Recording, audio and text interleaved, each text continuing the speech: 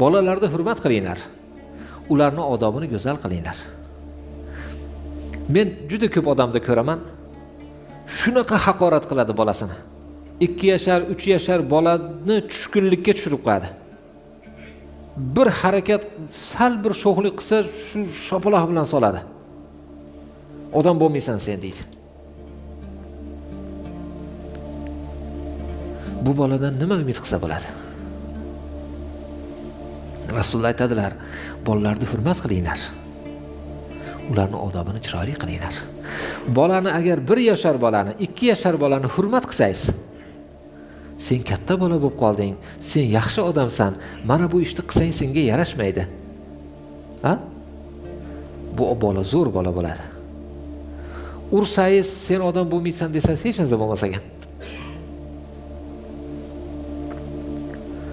Bolalarni hurmat